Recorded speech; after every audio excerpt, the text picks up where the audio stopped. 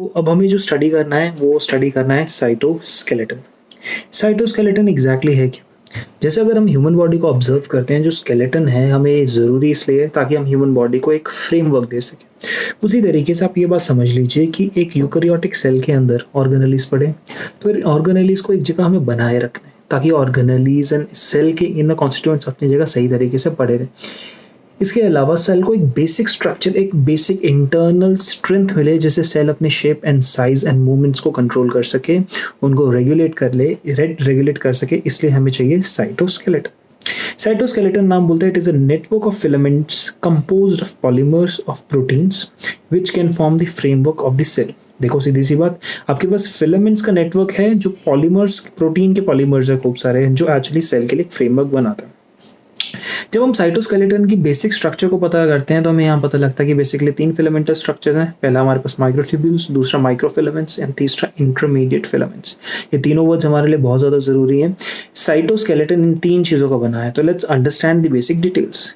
Microtubules अपने आप में बेटा एक हॉलो स्ट्रक्चर है। ट्यूब्यूल है बेसिकली ट्यूब्यूल वर्ड कहाँ से आया? ट्यूब से। एक्चुअली अगर आप बात समझेंगे, वर्ड है ट्यूब आपके पास एक हॉलो स्ट्रक्चर होती है, तो ट्यूब का भी smaller part, a smaller version of tube is termed as tubule. तो ये जो ट्यूब्यूल नाम की चीज है, माइक्रोट्यूब्यूल जो अपने को मिल रहा है, इसके अंदर जो प्रोटीन आपको देखने को मिलता है ये आपके पास है ट्यूबुलिन प्रोटीन। दूसरा हम समझते हैं माइक्रोफिलामेंट्स। ये माइक्रोफिलामेंट्स दूसरे स्ट्रक्चर्स हैं, याद रखिएगा ये सॉलिड स्ट्रक्चर्स हैं। हमें माइक्रोट्यूब्यूल्स देख के पता लगा ये हॉलो हैं, बट माइक्रोफिलामेंट्स सॉलिड स्ट्रक्चर्स हैं और ये जिस चीज का बना हुआ है वो एक्टिन प्रोटीन का बना हुआ है। नेक्स्ट थर्ड हमें मालूम लगता है कि जो थर्ड कॉम्पोजिशन है यानी थर्ड चीज इंटरमीडिएट फिलामेंट्स। तो इंटरमीडिएट फिलामेंट्स ये अलग अलग प्रोटीन सब यूनिट्स का बना हो सकता है, केराटिन का हो सकता है, डेस्मिन का हो सकता है, लामिन्स का हो सकता है। बेसिकली अगर आपसे पूछा जाए तो जो सिर्फ एक टाइप के मोनोमर का बना हुआ है वो आपके पास ट्यूबुलिन, और ट्यूबुलिन का बना हुआ माइक्रोट्यूब्यूल्स है और एक्टिन का बना हुआ माइक्रोफिलामेंट्स है। बट इंटरमीडिएट फिलामेंट्स है ये बहुत अलग अलग टाइप के मोनोमेरिक यूनिट्स का बनता है। This is cytoskeleton. अब हमें साइटोस्केलेटन के बाद हमें कुछ बेसिक सेल ऑर्गेनेल्स के बारे में स्टडी करना है, तो सबसे हम पहले बात करेंगे राइबोसोम्स की। राइबोसोम से बेटा मेम्ब्रेनलेस ऑर्गेनेल ही है। तो अभी यहाँ से हमें अगर थोड़ा सा वर्ड ध्यान आ जाए, हम यहाँ पे इंपॉर्टेंट जो वर्ड है मेम्ब्रेनलेस, और हमें यहाँ से अच्छे से मालूम होना चाहिए कि जो प्रोकैरियोट्स होते हैं उनके अंदर मेम्ब्रेनस ऑर्गेनेल्स नहीं है। तो क्या प्रोकैरियोट्स के अंदर होगा? यस, राइबोसोम प्रोकैरियोट में होगा। क्या ये यूकैरियोट के अंदर होगा? बिल्कुल होगा। दैट मीन्स राइबोसोम प्रोकैरियोट और यूकैरियोट दोनों के अंदर मिलेगा। अगर हम राइबोसोम्स की बेटा आगे बात करते हैं और इसको हम समझते हैं कि केमिकली राइबोसोम्स का काम क्या। राइबोसोम्स प्रोटीन फैक्ट्री है, यानी सेल के अंदर बनने वाले प्रोटीन्स बेसिकली कौन बनाएगा? वो बनाएंगे राइबोसोम्स। राइबोसोम्स की केमिकल स्ट्रक्चर की बात करें तो ये देखा था they are ribonucleoprotein. That means ribonucleic acid, RNA and protein के मिक्स स्ट्रक्चर हैं। तो अगर मैं आपसे कहता हूं कि अगर आप एक राइबोसोम के स्ट्रक्चर को स्टडी करते हैं तो राइबोसोम एग्जैक्टली क्या है, किस किस चीज का बना है? वो राइबोन्यूक्लिक एसिड यानी आरएनए और प्रोटीन दोनों की मिक्सचर से जाके बना है, यानी आरएनए प्लस प्रोटीन को हमने मिक्स किया। जो आपके पास ये राइबोसोम्स होते हैं ये साइटोप्लाज्म में भी सिंथेसाइज होते हैं और ये न्यूक्लियोलस में भी सिंथेसाइज होते हैं। अगर आप यूकैरियोट्स की बात करें, यानी यूकैरियोट के अंदर आपके पास ये साइटोप्लाज्म और न्यूक्लियोलस दोनों में सिंथेसाइज होंगे। न्यूक्लियोलस बहुत प्रोमिनेंट साइट है राइबोसोम की सिंथेसिस की, ये इंपॉर्टेंट है, याद रखना। दूसरा हम प्रोकैरियोट्स की बात करते हैं तो यहाँ पे ये सिर्फ और सिर्फ साइटोप्लाज्म में बनते हैं। अगर आप आरएनए राइबोसोम्स की बात करें तो राइबोसोम्स बेसिकली 2 टाइप्स में होते हैं, एक एटीएस और दूसरा होता है 70S। ये एस का मतलब क्या होता है? अगर हम कभी भी राइबोसोम्स को सेंट्रीफ्यूगेशन करते हैं, हम राइबोसोम्स का वेट पता लगाना चाहते हैं तो उसको मेजर किया जाता है स्वेडबर्ग यूनिट में। तो स्वेडबर्ग हमें यूनिट बेसिकली क्या बताती है? डेंसिटी और बेसिकली वेट, या फिर इसको हम कह सकते हैं मास ऑफ राइबोसोम्स। हमें ऑब्जर्व करने में मालूम लगा कि जो आपके पास राइबोसोम्स हैं वो प्रेडोमिनेंटली 2 टाइप्स के मिलेंगे, एटीएस और दूसरा है 70S।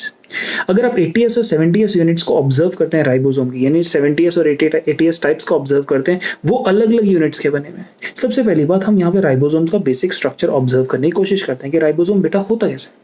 राइबोसोम देखने में इस तरीके से एक सिंगल बनाए तो ऐसा फोटो बनेगा, लेकिन अगर आप इसको बड़े ज्यादा ध्यान से देखें तो राइबोसोम बेसिकली 2 यूनिट्स का बना हुआ है इस तरीके से। ये हमारे पास जो ये यूनिट है, दिस इज लार्ज सब unit, this is the smaller सब यूनिट। हमें राइबोसोम्स का वेट पता लगाया, पूछा गया कि राइबोसोम्स का वेट क्या होता है, तो राइबोसोम्स 80s के भी हो सकते हैं या 70s के भी हो सकते हैं। दैट मीन्स ये पूरा का पूरा जब राइबोसोम पढ़ा जाएगा या तो ये 80s का होगा या 70s का। जब हम 80s राइबोसोम, एग्जांपल हम 80s राइबोसोम की बात करते हैं, तो अगर आप 80s राइबोसोम को देखिए तो वो एक लार्जर सब यूनिट का बना होगा, एक स्मॉलर सब यूनिट का बना होगा। तो लार्जर सब यूनिट एंड स्मॉलर सब यूनिट यानी दो चीजों में 80s को डिवाइड कर सकते हैं। उसी तरीके से 70s को भी दो यूनिट्स में हम डिवाइड कर सकते हैं। ऑब्जर्व कीजिए यहाँ पे, जब भी आप 80s राइबोसोम की बात करते हैं तो उसको 60s एंड 40s में डिवाइड किया जाता है, एंड जब आप 70s की बात करते हैं उसको 50s एंड 30s के अंदर डिवाइड किया जा सकता है। तो अगर आपने देखा 80s को हमने डिवाइड किया 60s and 40s, that means अगर मैं इस राइबोसोम की लार्जर सब यूनिट एंड स्मॉलर सब यूनिट बनाऊंगा तो ये 60s की होगी और ये 40s की होगी। अगर राइबोसोम 70s का होता तो यहाँ पे 30s एंड 50s होता, दैट मीन्स इसके जो लार्जर सब यूनिट होती 50 की होती और स्मॉलर होती वो 30 की होती। अगर हम इन यूनिट्स को फर्दर बेटा क्लासिफाई और तोड़ना चाहें, अगर हम बताना चाहें तो 60s 28s 5.8s and 5s का बनता है, 40s 18s का बनेगा, ये इनकी आपको 23 एंड 5s एंड 30s में मिलेगा आपके पास 16s का। ये आपको इनके फिगर्स एग्जैक्टली याद करने बहुत ज़्यादा ज़रूरी है। राइबोसोम्स का क्वेश्चन ये है कि राइबोसोम यूकैरियोट या प्रोकैरियोट कहाँ मिलेंगे? एग्जैक्टली राइबोसोम्स दोनों के अंदर मिलेंगे। राइबोसोम्स की बेटा बात करी जाती है तो अगर यूकैरियोट में बात करें आरबीसी जो मैच्योर हो चुका है और जो मैच्योर स्पर्म है, इन दोनों के अंदर राइबोसोम्स कभी नहीं मिलते। दैट मीन्स एक मैच्योर आरबीसी और एक मैच्योर स्पर्म, इनके अंदर अपनी कोई प्रोटीन की प्रोडक्शन नहीं हो रही। फिर बात करते हैं राइबोसोम, अगर यूकैरियोटिक सेल में बात करें तो राइबोसोम किस तरीके से? यूकैरियोटिक सेल में राइबोसोम्स आपको दो टाइप मिलेंगे, एक तो साइटोप्लाज्मिक और दूसरा ऑर्गेनली एसोसिएटेड। ऑर्गेनली एसोसिएटेड से मतलब ही पता लग रहा है कि अगर कोई राइबोसोम किसी ऑर्गेनेली के साथ जुड़ा हुआ है तो उसको ऑर्गेनली एसोसिएटेड राइबोसोम टर्म करेंगे। साइटोप्लाज्म यानी साइटोप्लाज्म के अंदर फ्रीली फ्लोट कर रहा है। अगर साइटोप्लाज्म में होगा तो वो नॉन सिक्रीटरी प्रोटीन्स क्रिएट करेगा, और अगर ऑर्गेनली एसोसिएटेड होगा तो वो दो टाइप का हो सकता है, 80s। अगर आप ऑर्गेनली देख रहे हैं एंडोप्लाज्मिक रेटिकुलम या न्यूक्लियस, तो उसकी एंडोप्लाज्मिक रेटिकुलम और न्यूक्लियस की जो मेम्ब्रेन होगी एंडोप्लाज्मिक रेटिकुलम और न्यूक्लियस की, उसके साथ जुड़ा हुआ इस तरीके से आपके पास राइबोसोम मिल जाएगा। तो ये एंडोप्लाज्मिक रेटिकुलम और न्यूक्लियस की मेम्ब्रेन के साथ जुड़ा हुआ मिल रहा है। ये क्या काम करेगा? सिक्रीटरी प्रोटीन्स बनाएगा। सिक्रीटरी प्रोटीन्स का मतलब क्या? अगर कोई प्रोटीन को सेल बनाता है और वो प्रोटीन सेल के बाहर आपको सिक्रीट करना है तो ऐसे प्रोटीन को कहेंगे सिक्रीटरी प्रोटीन। अगर कोई प्रोटीन सेल बना के बाहर सिक्रीट नहीं कर रहा है, सिर्फ अंदर इंट्रासेल्युलरली इस्तेमाल कर रहा है, उस प्रोटीन को हम टर्म करते हैं नॉन सिक्रीटरी।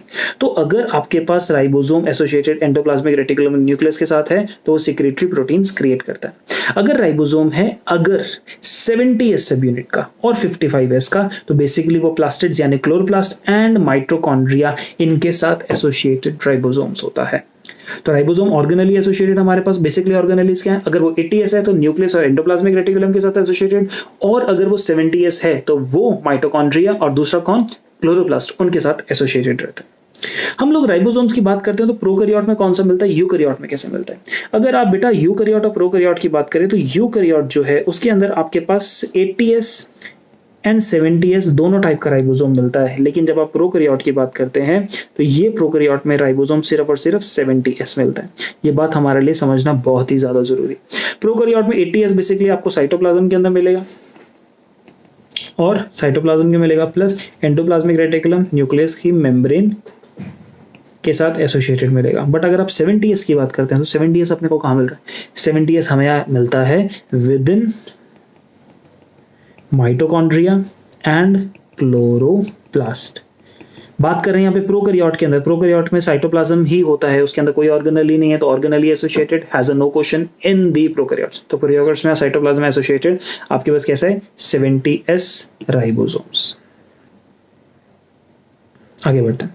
आगे बढ़ने के बाद हमें एक चीज मालूम लगती है, अगर आप प्रोकैरियोट्स और यूकैरियोट्स में ऑब्जर्व करें, दोनों जगह राइबोसोम का एक सिंगल काम है, प्रोटीन की सिंथेसाइज करना। प्रोटीन जब सिंथेसाइज करते हैं तो राइबोसोम प्रोटीन सिंथेसाइज करने के लिए एक और चीज का मदद लेता है, उसको हम टर्म करते हैं mRNA, मैसेंजर आरएनए। चाहे आप बात करें यूकैरियोट चाहे बात करें प्रोकैरियोट, दोनों केस के अंदर अगर आपको राइबोसोम को प्रोटीन बनाना है तो राइबोसोम बेसिकली मैसेंजर आरएनए की मदद लेता है, मैसेंजर आरएनए का इस्तेमाल करता है। तो हमें मालूम लगता है कि ये मैसेंजर आरएनए है, इस तरीके से मैसेंजर आरएनए है, तो राइबोसोम इस मैसेंजर आरएनए के ऊपर इस तरीके से एसोसिएटेड है, और राइबोसोम इस मैसेंजर आरएनए को रीड करता है 5 प्राइम से 3 प्राइम डायरेक्शन के अंदर, और आपके पास सिंथेसाइज करता है protein.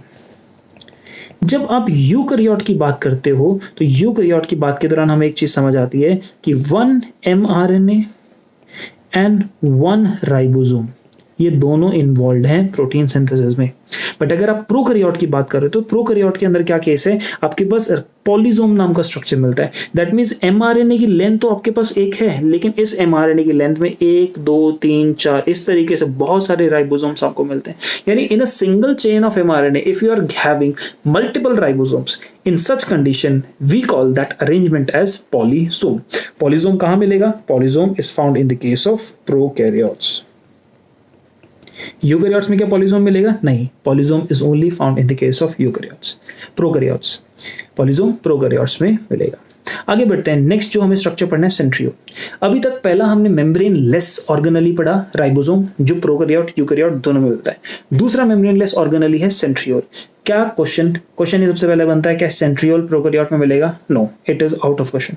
Centriole is absent in prokaryotes, is it present in eukaryotes? Yes. Centriole बेटा मेम्ब्रेनलेस है, मेम्ब्रेनलेस चीज आपके पास, यानी इसके ऊपर कोई भी प्लाज्मा मेम्ब्रेन नहीं होती और साथ साथ ये सिलेंड्रिकल नेचर का है। अगर आप कभी सेंट्रियोल की अरेंजमेंट देखे तो आपको एक मालूम लगेगा, आपके पास एक ट्यूब सी बनी, आपके पास दूसरा ट्यूब्यूल सा बना, और दोनों वन ट्यूब्यूल दूसरा ट्यूब्यूल इस तरीके से आपस में एक दूसरे के साथ अरेंज हैं, एक एल शेप के अंदर पड़े होते हैं, एक दूसरे के साथ 90 डिग्री एंगल के ऊपर एसोसिएटेड होते हैं, परपेंडिकुलरली एक दूसरे से एसोसिएटेड होते हैं। ऑल्सो जब ये दोनों एक दूसरे के साथ साथ आते हैं, इनके आसपास कुछ आपके पास प्रोटीनेशियस रेड कलर की जो एग्रीगेशन आपको दिखाई दे रही है, ये वाली एग्रीगेशन दिखाई दे रही है, इन चीज को हम टर्म करते हैं सेंट्रोस्फेयर। तो अगर आप बात करें उस प्रोटीनेशियस एग्रीगेशन सेंट्रोस्फेयर एंड सेंट्रियोल को कंबाइंड, तो हम इसके लिए एक वर्ड देते हैं सेंट्रोजोम। तो सेंट्रोजोम एग्जैक्टली क्या है? सेंट्रोजोम इज अ डबलेट जिसके अंदर आपके पास दो सेंट्रियोल्स मिलते हैं arranged at a perpendicular angle. इसके साथ साथ आपके पास इसके ये किसके अंदर सस्पेंडेड है? एक सेंट्रोस्फेयर यानी प्रोटीनेशियस एक्यूमुलेशन में। अगर आप बात करें सेंट्रियोल्स एनिमल्स में मिलते हैं, यस। यूकैरियोटिक सेल्स में तो बेसिकली एनिमल्स में मिलेंगे और प्लांट्स में मिलेंगे, यस। लेकिन अगर आप हायर प्लांट्स की बात करें विच प्रेडोमिनेंटली इंक्लूड्स एंजियोस्पर्म्स, जिम्नोस्पर्म्स, इसके अंदर सेंट्रियोल्स की एब्सेंस बिल्कुल होगी। स्ट्रक्चर की बात करें तो बेटा स्ट्रक्चर में हमें मालूम लगता है कि सेंट्रियोल का बेसिक स्ट्रक्चर देखने में कुछ इस तरीके से है, जहां पर आप यहाँ पे जो छोटे छोटे इस तरीके से ये चीजें देख पा रहे हैं, यहाँ पे हम बेसिक स्ट्रक्चर देखते हैं। यानी ये जो आप चीज देख पा रहे हैं, ये जो स्ट्रक्चर्स हैं, ये आपके पास ट्यूबुलिन प्रोटीन की बनी हुई माइक्रो ट्यूब्यूल्स हैं, यानी छोटी छोटी ट्यूब्स जो किस प्रोटीन के बनी है? ट्यूबुलिन प्रोटीन की। और देखिए ये इस तरीके से एक के बाद एक अरेंज्ड है। इनको हम ABC ट्रिपलेट टर्म करते हैं, ABC ट्रिपलेट अगर हम इनको टर्म करते हैं। हमें मालूम होना चाहिए सेंट्रल हब भी आपका प्लस प्रोटीन का बना हुआ है, और यहाँ पे सेंटर के आसपास 1 2 3 4 5 6 7 8 9 आपके पास exactly 9 units, 9 triplets are arranged around a central hub. This is the basic structure. अगर इस स्ट्रक्चर को हम देखें तो हम कहते हैं ऐसी अरेंजमेंट को 9+0 अरेंजमेंट। 9+0 अरेंजमेंट को आप यहाँ पे स्पेसिफिकली ऑब्जर्व कर सकते हैं। इधर आपको 9+0 अरेंजमेंट बोली गई है, क्यों? क्योंकि आपके पास 1 2 और इस तरीके से हम पूरा गिने, पूरे 9 आपके पास बनते हैं। तो 9 microtubule triplets are surrounding a central hub in the center। आप यहाँ पे अच्छे से ऑब्जर्व कर सकते हैं, ये एनसीईआरटी का डायग्राम है जिसको हैंड बनाया, हाथ से बनाया गया। ये आपके पास हब बना है, यहाँ पे ABC आपको ट्रिपलेट बने। बेसिकली है क्या है? ये माइक्रोट्यूब्यूल्स हैं जो बने हैं ट्यूबुलिन प्रोटीन के। अगर आप यहाँ पे जरा गौर से देखें तो आपको मालूम लगेगा जो C वाला है वो यहाँ पे A वाले के साथ इंटरैक्ट कर रहा है, तो इस चीज को हम टर्म करेंगे AC लिंकर, यानी A और C ट्यूब्यूल्स को जोड़ने के लिए जो प्रोटीन की स्पाइक यूज होगी उसको AC लिंकर बोल दिया गया। यहाँ पे ये वाला जो आपके पास ये प्रोटीनेशियस स्पोक है, इसको हम रेडियल स्पोक बोल सकते हैं, और ये एक बेसिक स्ट्रक्चर आपको सेंट्रियोल का मिलेगा। सेंट्रियोल का इंटरनल स्ट्रक्चर देखने में कुछ इस तरीके से होता है। सेंट्रियोल के स्ट्रक्चर की बात करें और पूछा जाए कि सेंट्रियोल आपके पास कब मिलते हैं? सेंट्रियोल जरूरत है, काम क्या है सेंट्रियोल का? सेंट्रियोल किसी भी सेल को डिवीजन में बहुत ज्यादा मदद करते हैं। क्यों? क्योंकि सेंट्रियोल अलाउ करते हैं स्पिंडल फाइबर्स की फॉर्मेशन। अब ये स्पिंडल फाइबर्स है क्या? देखिए हमें बेसिक तरीके से अभी ये बात समझनी है कि सेल ने जब डिवाइड करना है तो सेल के अंदर जेनेटिक मटेरियल को इक्वली 2 डॉटर सेल्स में जाना चाहिए। तो अगर जेनेटिक मटेरियल को इक्वली 2 डॉटर सेल्स में डालना है तो आपको वहां पे कुछ फाइबर्स का इस्तेमाल करना है जो जेनेटिक मटेरियल को इक्वली बांटने में मदद करता है। उन फाइबर्स को हम कहते हैं स्पिंडल फाइबर। तो ये स्पिंडल फाइबर है क्या? तो स्पिंडल फाइबर हम कहेंगे ये स्पिंडल फाइबर्स क्या हैं? तो spindle fibres are proteinaceous protein fibres made by help of centriole which helps to equally divide genetic material between two daughter cells during cell division। तो ये जो हमारे सेंट्रियोल हैं ये सेल डिवीजन के दौरान बहुत ही इंपॉर्टेंट काम करते हैं। ये स्पिंडल फाइबर की फॉर्मेशन में मदद करते हैं ताकि फाइनली दो सेल्स को इक्वली बांटा जा सके। जब भी बेटा हम सेल साइकिल देखते हैं यानी सेल का डिवीजन का पूरा साइकिल देखते हैं तो उसमें अलग अलग फेजेस आते हैं। जैसे सेल साइकिल में G1 फेज आता है, S फेज आता है, G2 फेज आता है, M फेज आता है। अगर इन फेजेस में अगर हम बात करें जो हमारे पास जो S फेज है, ये S फेज एक ऐसा टाइम है जहां पर सेंट्रियोल्स अपने आप को डुप्लीकेट करते हैं। ये सब बेटा वो बेसिक फैक्ट्स हैं जो आपको नेक्स्ट चैप्टर में यानी सेल डिवीजन वाले चैप्टर के अंदर देखने को मिलेंगे। तो hold your ground, just try and learn everything that is being told to you and धीरे धीरे आपको सारी की सारी चीज समझ आनी शुरू होगी। तो अभी तक हमने साइटोस्केलेटन पढ़ा, हमें एग्जैक्टली साइटोस्केलेटन समझ आया। फिर हमने राइबोसोम्स का स्ट्रक्चर पढ़ा और जाना कि ये मेम्ब्रेनलेस ऑर्गेनेली हैं जो प्रोकैरियोट और यूकैरियोट दोनों के अंदर मिलेंगे। फिर अभी हमें देखने को मिला राइबोसोम के बाद centriole, again another membraneless organelle that is found only in eukaryote not in prokaryote. ये सेल के अंदर डिवीजन में मदद करता है। और सबसे इंपॉर्टेंट बात ये सेंट्रियोल की बात करें तो इसका बेसिक स्ट्रक्चर को 9+0 अरेंजमेंट बोला जाता है। बेसिकली प्रोटीनेशियस स्ट्रक्चर है। तो प्रोटीन कौन सा है यहाँ पे? ट्यूबुलिन प्रोटीन, और tubulin protein is present in the form of microtubule.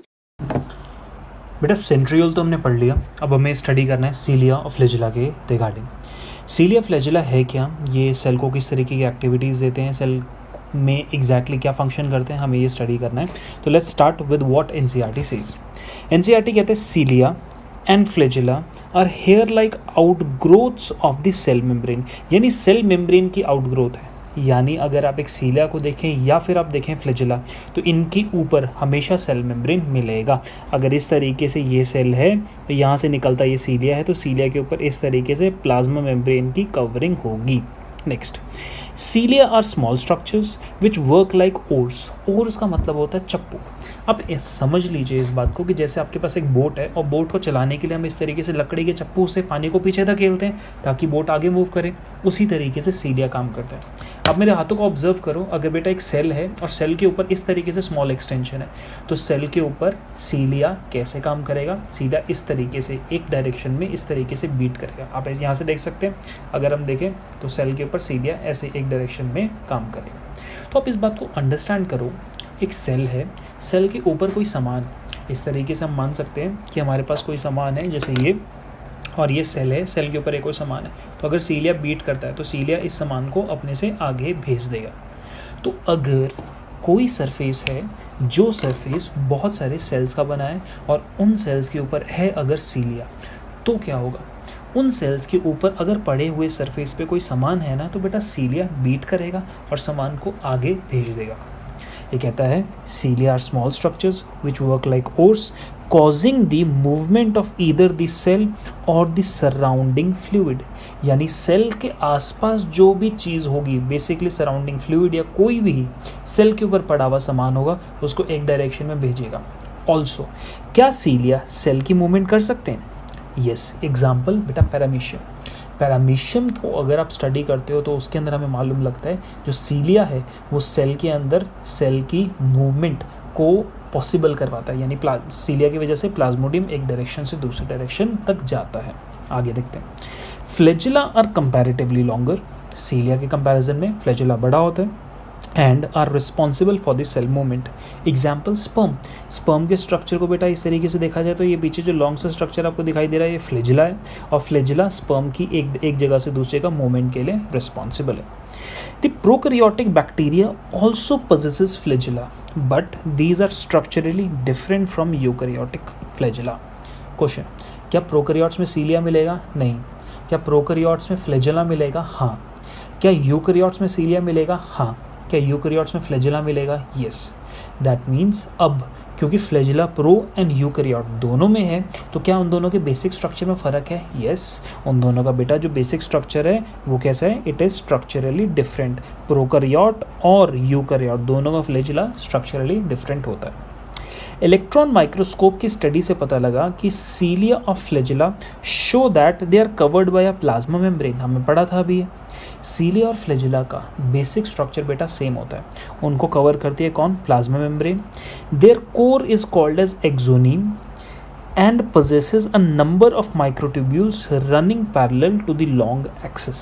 हम इस बात को इस डायग्राम से समझते हैं। ये बेटा आपके पास जो डायग्राम है, ये डायग्राम आपको दिखाई दे रहा है एक क्रॉस सेक्शन का सीलिया या फ्लैजेला, आप किसी का भी समझ लीजिए। इस डायग्राम में आपको यहाँ पे इस तरीके से इस सर्कल के नीचे आपको कुछ चीज़ें दिखाई दे रही हैं, बिल्कुल 1 2 3 4 5 6 7 8 9, यानी अगर मैं कहूँगा यहाँ पे 9 डबलेट्स हैं और सेंटर में आपके पास 1 2 बीच में, तो यानी 2 सेंट्रल स्ट्रक्चर्स। बेटा ऐसी अरेंजमेंट को 9+2 अरेंजमेंट बोलते हैं। ओके, इस अरेंजमेंट में जो आपको यहाँ पे बाहर स्ट्रक्चर दिखाई दे रहा है, इसको कहते हैं, ये वाला जो स्ट्रक्चर है ये है प्लाज्मा मेम्ब्रेन। हमें मालूम लगता है सीलिया फ्लैजेला की सरफेस पे प्लाज्मा मेम्ब्रेन होती है। ओके, यहाँ पर पेरिफेरल माइक्रोट्यूब्यूल्स हैं बेटा, पेरिफेरल माइक्रोट्यूब्यूल्स हैं। जैसे आपने सेंट्रियोल में देखा था, सेंट्रियोल में पेरिफेरल 3 के ट्रिपलेट्स थे, यहाँ पर आपके पास डबलेट्स हैं। आप देख सकते हैं 2 डबलेट हैं और 2 डबलेट एक ब्रिज से जुड़े हुए हैं और इस ब्रिज को हमने क्या टर्म किया, inter doublet bridge. Clear? Okay, अब सेंटर में भी आपके पास सेंटर भी माइक्रोट्यूब्यूल्स मिलेंगे, उसकी कितनी है, 1 और 2, और इन दोनों के आसपास यहाँ पे जो आपको दिखाई दे रही है, इस तरीके से आपको जो यहाँ पे चीज़ हाईलाइट होते हुए दिखाई दे रही है, ये क्या है, central sheath, central proteinaceous covering है। जैसे अभी टेक्स्ट में हमें एक वर्ड मालूम लगा, एक्सोनीम, तो एक्सोनीम क्या होता है बेटा, कोर ऑफ सीलिया और फ्लैजेला। तो ये जो प्लाज्मा मेम्ब्रेन है, प्लाज्मा मेम्ब्रेन से अंदर जितनी भी चीज़ें हैं जो अभी हाईलाइट हो रही हैं, प्लाज्मा मेम्ब्रेन के अंदर जितना भी आपको बेसिक कोर दिखाई दे रहा है, इस पूरे कोर के लिए हम क्या नाम देते हैं, एक्सोनीम। क्या नाम देते हैं, एक्सोनीम। यानी axoneme is everything inside the plasma membrane. तो क्या एक्सोनीम के अंदर डबलेट्स होते हैं, क्या डबलेट्स इंक्लूडेड होते हैं, यस। क्या इसके अंदर सेंट्रल, इसमें 9 doublets and 2 central microtubules include होते हैं, यस। ये सब एक्सोनीम का पार्ट होता है। यहाँ तक तो हमें समझ आया, बिल्कुल ठीक। बेटा ये जो अपने पास डबलेट्स हैं, ये डबलेट्स सेंट्रल शीथ के साथ देखिए बेटा अटैच्ड हैं, और अगर आपसे स्ट्रक्चर पूछा जाता है सेंट्रल शीथ के साथ किस चीज़ की मदद से अटैच्ड हैं, आप यहाँ पे डायग्राम देखो, रेडियल स्पोक। रेडियल स्पोक ये स्ट्रक्चर है जो इस डबलेट को सेंट्रल शीथ के साथ ज्वाइन करने में, इन दोनों को ज्वाइन करने में मदद करता है। वापस हम देखते हैं कि एग्जैक्टली क्या है। इलेक्ट्रॉन माइक्रोस्कोपिक स्टडी से मालूम लगा, सीलिया और flagella show that they are covered with plasma membrane. हमने स्ट्रक्चर में देखा, their core is called axoneme, और इसके अंदर आपके पास क्या है, 9+2, सब के सब चीज़ें इंक्लूडेड हैं। Core is called axoneme, possesses a number of microtubules running parallel to the long axis. Exoneum usually has 9 pair of doublets of radially arranged peripheral tubules and a pair of centrally located tubules, जो हमने ये बात यहाँ पर समझी, यानी axoneme में 9 doublets and pair of central microtubules मिलेगा, right? Okay.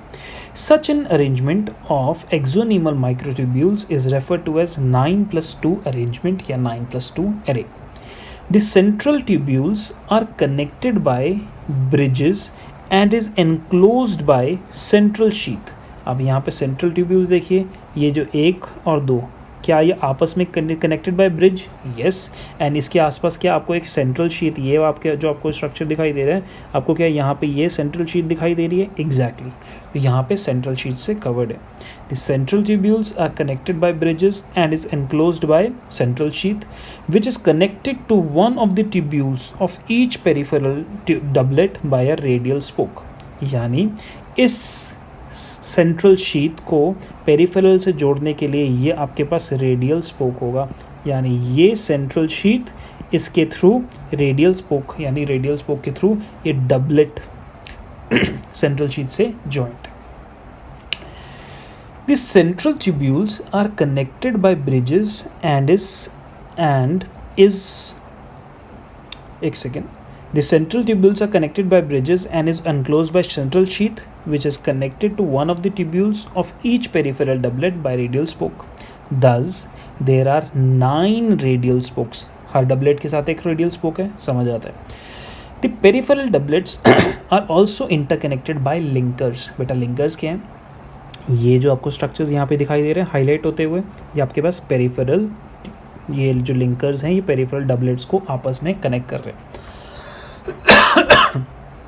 Okay, both the cilium and flagellum emerge from the centriole like structure called the basal bodies. ये बेटा हमने लास्ट स्ट्रक्चर में पढ़ा था सेंट्रियोल में। इस बात की हम डिटेल अब हमने नोट्स में देखते हैं। नोट्स में हमें स्टडी करने में मालूम लगता है कि जो सीलिया है, फ्लैजुला है, इसके बेटा 3 ऑप्शंस हैं, 3 कंपोनेंट्स हैं सीलिया फ्लैजुला के। आप यहाँ पे देखें, एक बेसल बॉडी, दूसरा बेसल प्लेट, तीसरा शाफ्ट। ये जो बेसल बॉडी है, आप इस एरो को अगर फॉलो करेंगे तो सबसे नीचे जो आपको दिखाई दे रही है ये बेसल बॉडी है। और बेटा बेसल बॉडी को थोड़ा सा और हम ध्यान से देखते हैं, इसमें कैसा अरेंजमेंट है, 9+0 अरेंजमेंट। हमें बात समझ आती है? यस, ये 9+0 अरेंजमेंट कहाँ मिली थी? हमें ये 9+0 अरेंजमेंट मिला था सेंट्रियोल में। तो जैसे जस्ट अभी हमने एनसीईआरटी में पढ़ा है, एनसीईआरटी ने कहा कि both the cilium and flagellum emerge from centriole like structure called the basal bodies।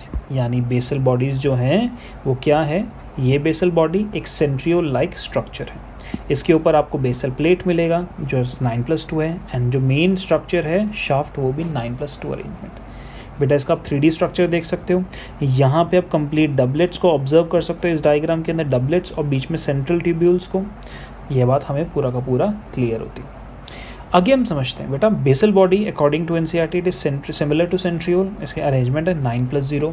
इसको बेसल बॉडी को और 2 नाम देख सकते हैं, बेसल ग्रैन्यूल या फिर काइनेटोजोम।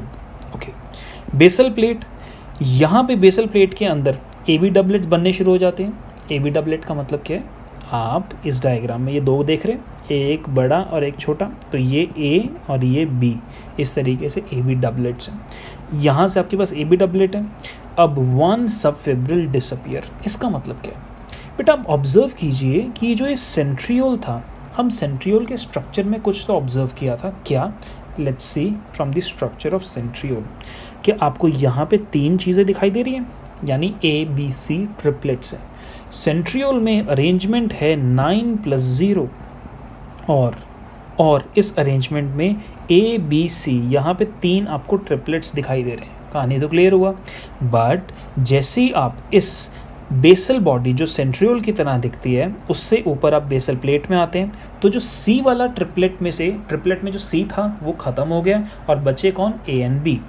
ये कहता है basal plate form AB doublet, 1 subfibril जो है जो C वाला था वो डिसअपियर हो चुका है और अरेंजमेंट 9+2। और इसी बेसल प्लेट का इलोंगेटेड पार्ट कौन सा है, जिसको हम शाफ्ट टर्म करते हैं, और shaft is covered by plasma membrane. ये बेटा हमें स्ट्रक्चर कंप्लीटली समझ आता है। इस स्ट्रक्चर में आपको अपनी एनसीईआरटी में एक चीज़ ऐड ऑन करना है, ये जो डबलेट से निकलती हुई चीज़ें हैं इनको हमने यहाँ पे टर्म किया डायनेन आर्म्स। और डायनेन आर्म्स क्या करती हैं? Dynein arms help to generate ATP ताकि मूवमेंट हो सके। क्वेश्चन आपके पास आएगा, डायनेन आर्म्स क्या movement of cilia and flagella में मदद करती हैं? यस।